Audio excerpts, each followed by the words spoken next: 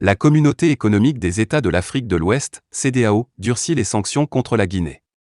En plus de la libération d'Alpha Condé, cette organisation sous-régionale réclame l'organisation d'élections crédibles et transparentes dans un délai de 6 mois. Son envoyé spécial à Conakry Mohamed Inchamba a été récusé par le président de la transition Mamadi Doumbouya.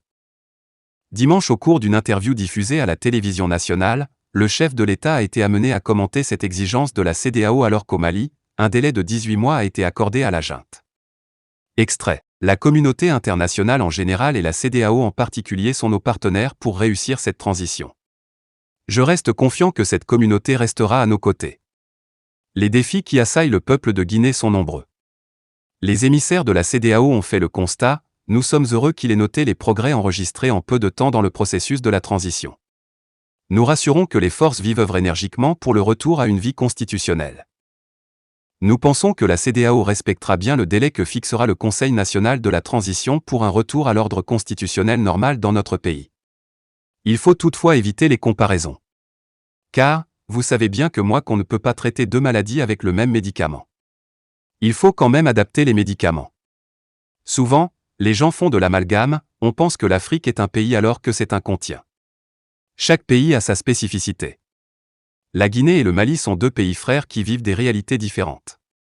Nous restons disposés à travailler avec toutes les communautés internationales pour une transition apaisée dans notre pays. Souvent, il faut comprendre la vision que nous avons. On ne va pas se focaliser sur comment courir, trouver des bêtes, brouiller les pistes.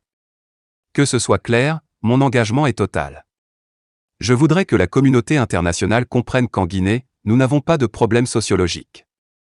Les Guinéens veulent régler les problèmes entre nous.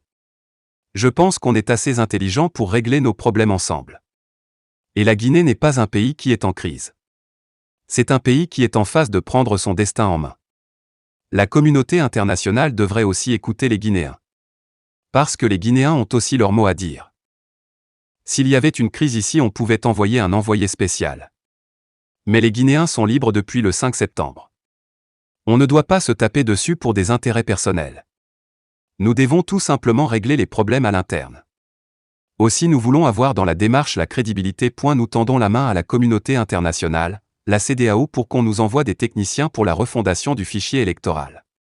On en a besoin mais il ne faut pas créer des problèmes conflictuels. On a déjà reçu des techniciens de la CEDEAO.